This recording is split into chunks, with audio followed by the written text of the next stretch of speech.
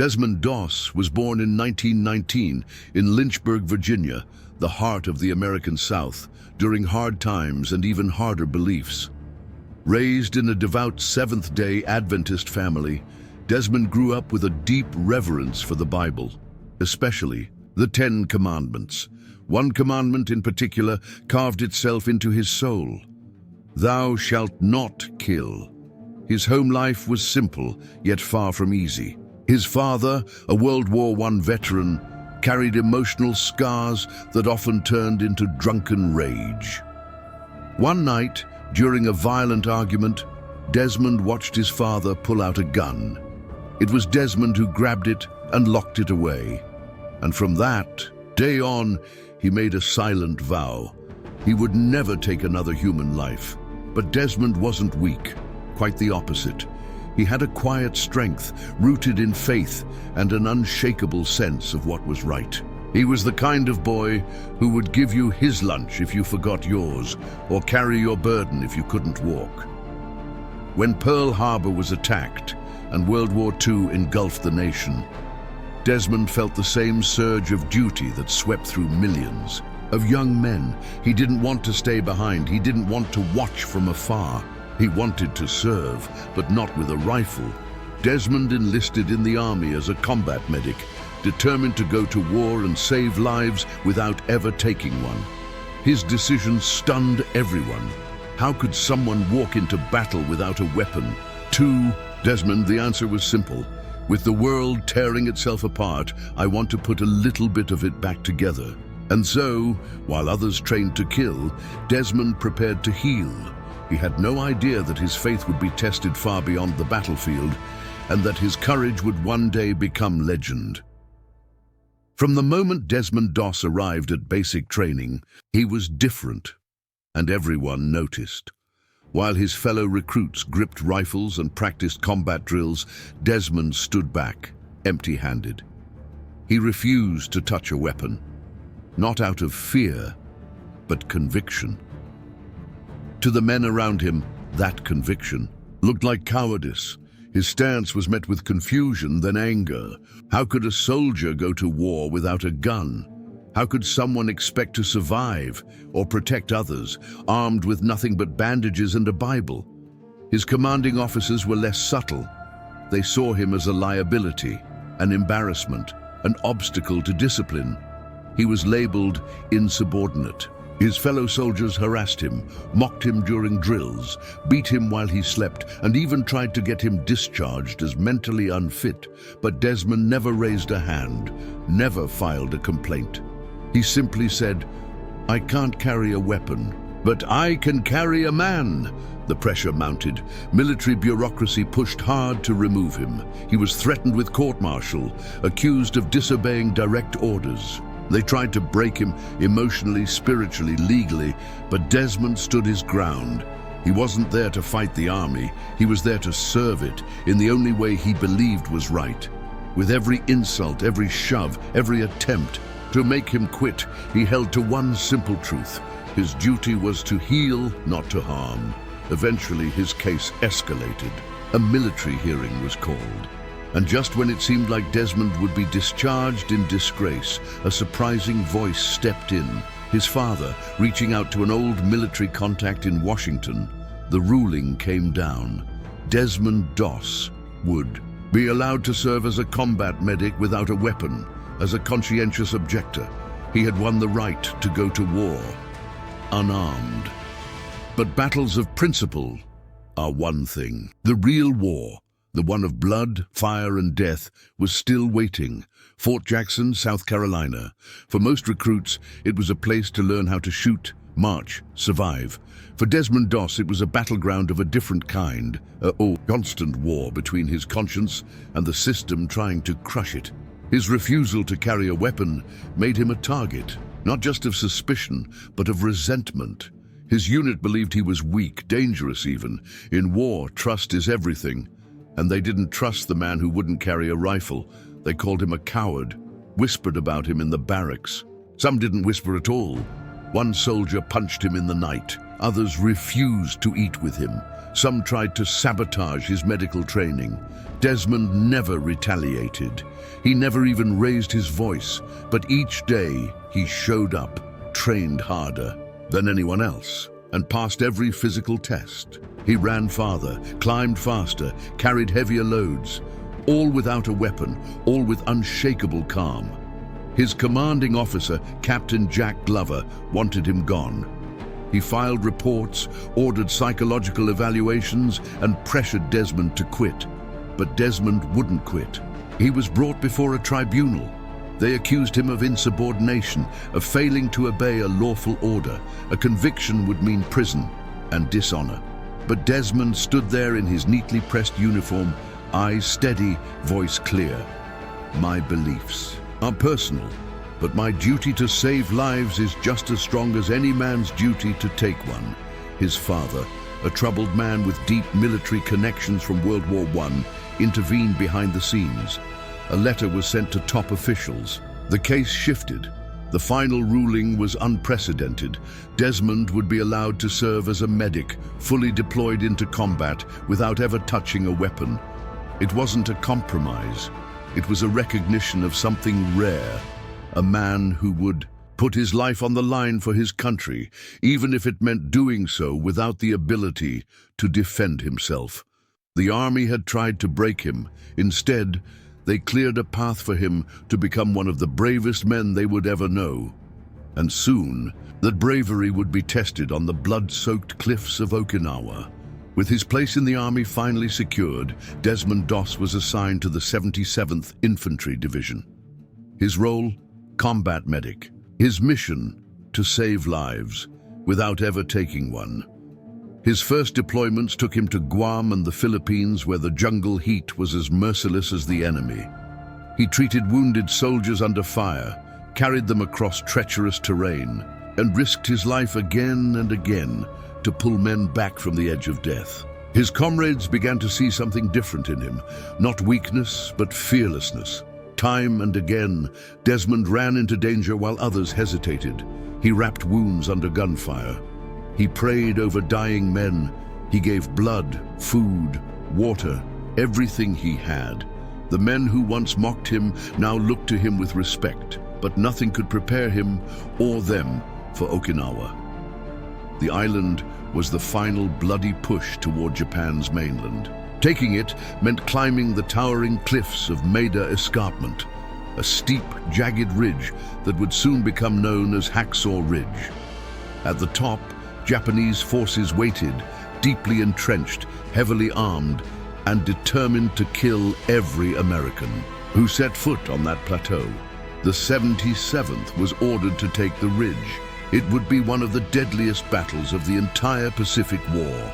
Before the assault, Desmond knelt in the dirt and prayed, not for safety, not for survival, but for strength, to do what he had been called to do, as the soldiers prepared to scale the cliffs with ropes and ladders, rifles loaded and grenades ready. Desmond stood among them, unarmed but unwavering.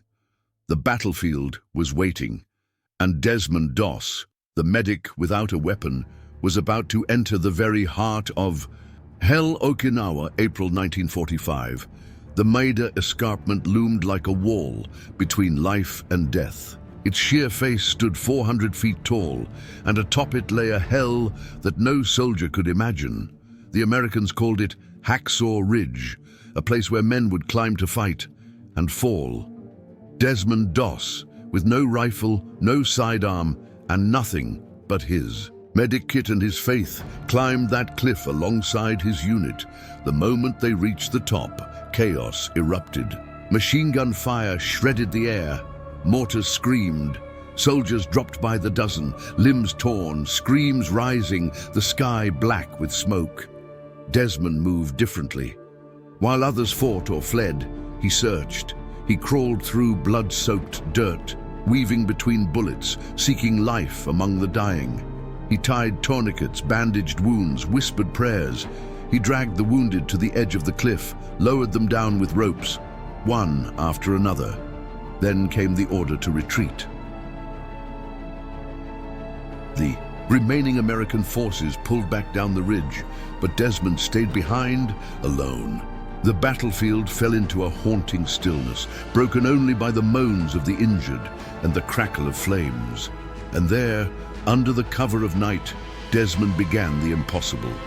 He found one wounded man and dragged him back, tied a rope around his chest, lowered him down the cliff. Then he turned around and went back in. No rifle, no backup, just his hands, just his heart.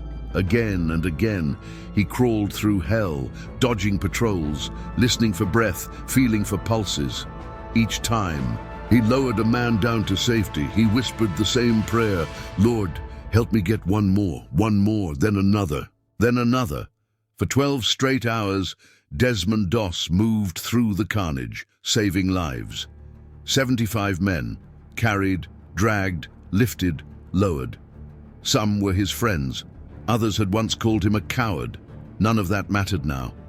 By morning, the battlefield was littered with silence. Desmond, filthy, bloody, trembling from exhaustion, collapsed. But he had done it. Not with bullets, not with brute strength, with courage, with conviction, with nothing in his hands, but everything in his heart. The night was long. The air smelled of blood and ash. The battlefield was now a graveyard. Broken bodies sprawled across the ridge. Yet one man moved through the wreckage like a ghost on a mission. Desmond Doss.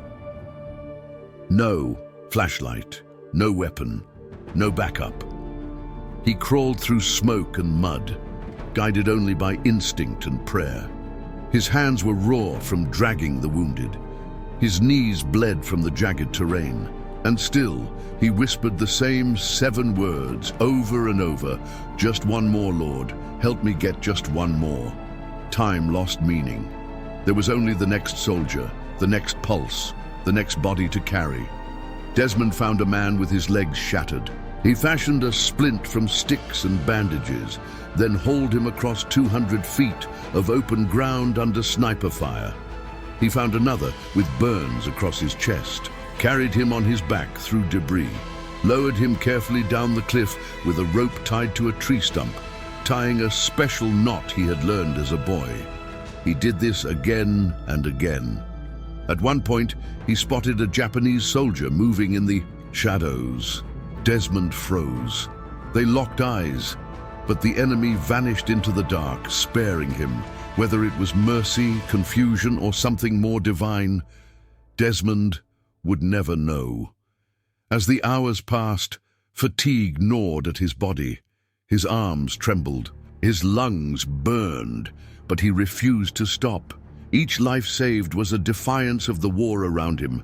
The men below began to notice. One by one, wounded soldiers were arriving, alive, carried from death by the man they once mocked. Word spread, "Doss is still up there. He's bringing them down." By dawn, the sun rose over a battlefield that had taken many. But not him. Desmond finally descended, collapsing into the arms of the men he saved. He had rescued 75 souls that night, 75 chances at life, 75 reasons to believe that courage doesn't always carry a gun. He never counted them. He never asked for recognition.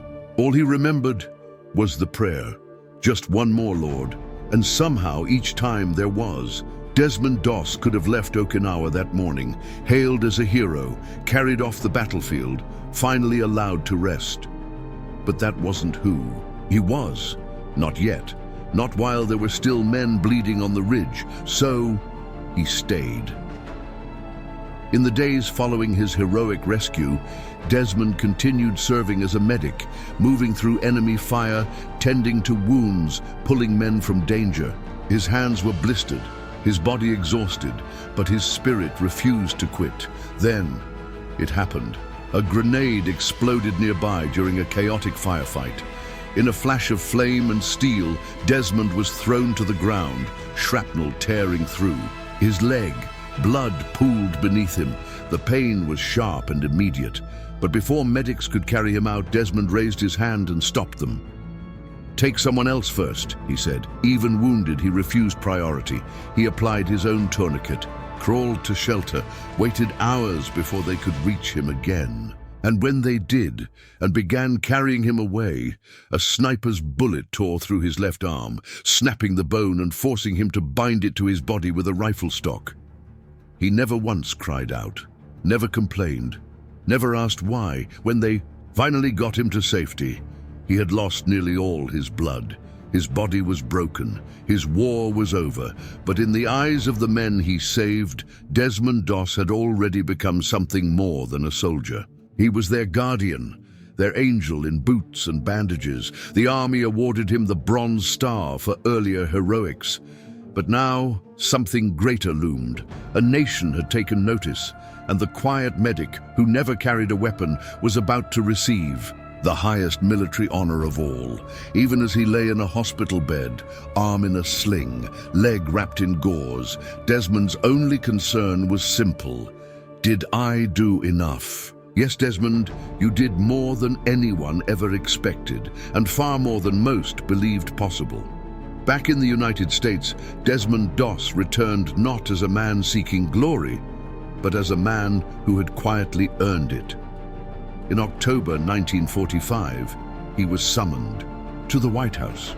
Dressed in his army uniform, arm still in a sling, he stood humbly before President Harry S. Truman. The president looked him in the eye and said something few soldiers would ever hear. "I consider this a greater honor than being president."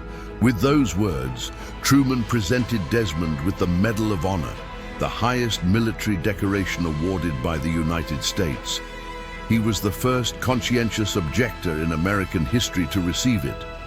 The citation detailed his bravery in Okinawa, saving 75 wounded soldiers, exposing himself to relentless enemy fire, refusing evacuation after being wounded, and embodying the highest ideals of service and sacrifice.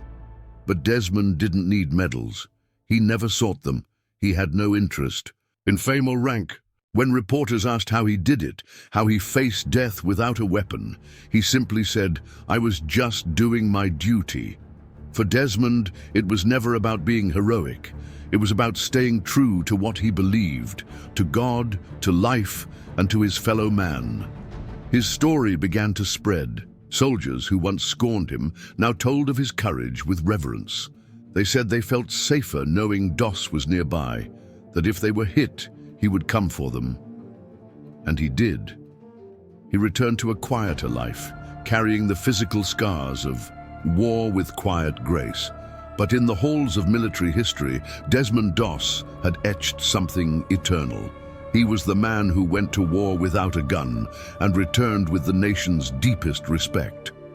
After the war, Desmond Doss never returned to the battlefield, but he carried it with him for the rest of his life. The injuries he sustained in Okinawa left him with permanent damage.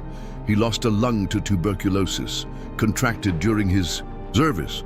His left arm would never fully heal, but he never once complained. He settled in Georgia, married his beloved Dorothy, and raised a son. He lived quietly, working in agriculture and later in hospital administration. Fame didn't interest him. The spotlight was never his goal. Desmond remained deeply rooted in his faith. He spoke occasionally at churches and veteran events, but mostly he let his actions, past and present, speak for him. For decades, his story was nearly forgotten by the broader public, but those who knew him never stopped telling it. Among soldiers, medics, and men of faith, his name carried a special reverence. Then in 2004, a documentary titled The Conscientious Objector brought his story back into light. And 2 years later, at age 87, Desmond Doss passed away. He died quietly, just as he had lived. But his story did not end there. In 2016, director Mel Gibson brought Desmond's story to the big screen in Hacksaw Ridge. The world watched, stunned, as the tale of the unarmed medic who saved 75 men unfolded in theaters, raw, emotional, and true. Millions were inspired, countless lives touched, and a new generation learned the name Desmond Doss. He was not just a war hero, not just a medic, not just a man of faith. He was proof that courage doesn't require violence. That conviction can stand taller than any weapon, and that in a world full of destruction, one man's mission to heal can change everything.